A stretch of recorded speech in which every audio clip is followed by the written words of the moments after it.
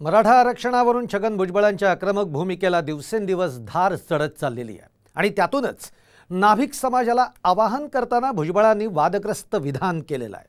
त्यावर टीकेची झोड उठल्यानंतर आता भुजबळांनी सारवासारव केली आहे। पाहूयात या संदर्भातला रिपोर्ट।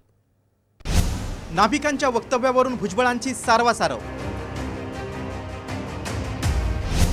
ओबीसी मराठ्यांमध्ये भुजबळ पाडतायत दरी। सरकारला आव्हान, समाजात तेढ। काही झालं तरी मराठा समाजाला ओबीसी मधून आरक्षण नको अशी ठाम भूमिका घेत छगन भुजबळांनी आपल्या सरकार विरोधात दंड ठोपटले। सरकारने काढलेल्या अधिसूचनेला विरोध करत भुजबळांनी ओबीसींची मोठ बांधायला सुरुवात केली।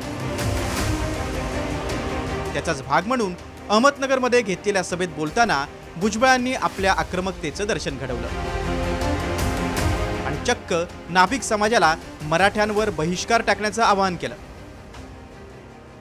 यावर भुजबळांची नियत खराब असल्याचा हल्लाबोल जरांगेंनी केलाय।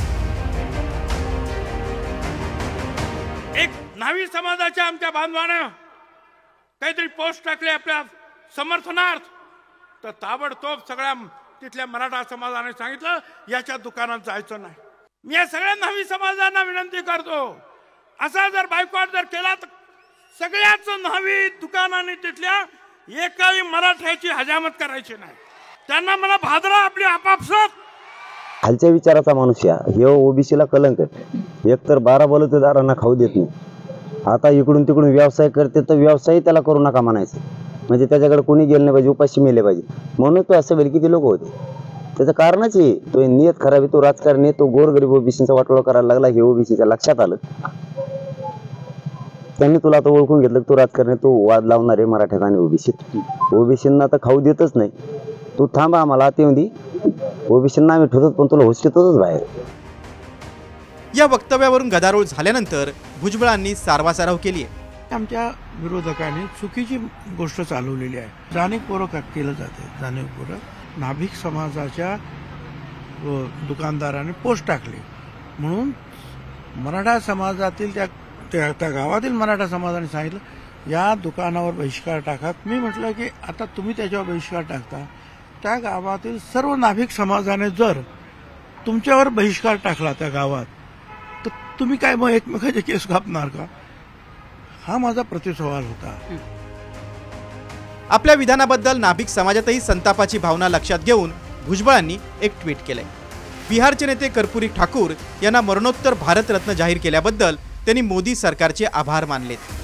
कर्पूरी ठाकूर हे नाभिक समाजाचे होते असा आवर्जून उल्लेख त्यांनी आपल्या ट्विटमध्ये केलाय।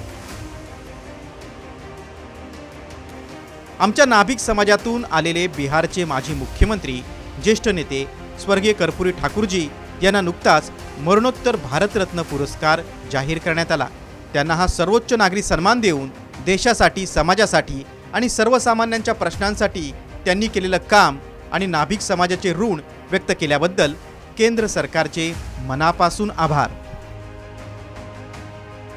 पण नाभिकांना मराठ्यांवर बहिष्कार करायचं आवाहन करून भुजबळ 2 समाजात तेढ निर्माण करण्याचा प्रयत्न करत असल्याचा आरोप होतोय। दुसरीकडे छगन भुजबळांनी आपली सरकार विरोधातली आक्रमक भूमिकाही कायम ठेवली आहे। ट्विट करत त्यांनी मराठा आरक्षणावरून सरकारला आव्हान दिलंय। अहमदनगरच्या ओबीसी आरक्षण बचाव एल्गार मेळाव्यातून पुन्हा एकदा आपण सरकारच्या बेबंदशाही विरोधात, भेदभावाविरोधात आणि राज्यातील ओबीसी बांधवांच्या हक्कांसाठी आवाज उठवला। हा मेळावा म्हणजे भविष्यातील एका मोठ्या क्रांतीची बीजे ठरणार आहेत। मराठा आरक्षणावरून एकीकडे सरकारला आव्हान देणारे भुजबळ 2 समाजांबद्दल वादग्रस्त बोलतायत, त्यामुळे ओबीसींचं आरक्षण वाढवण्यासाठी भुजबळ मैदानात उतरलेत की 2 समाजात तेढ निर्माण करण्यासाठी, असा सवाल विचारला जातोय। ब्युरो रिपोर्ट, साम टीव्ही न्यूज।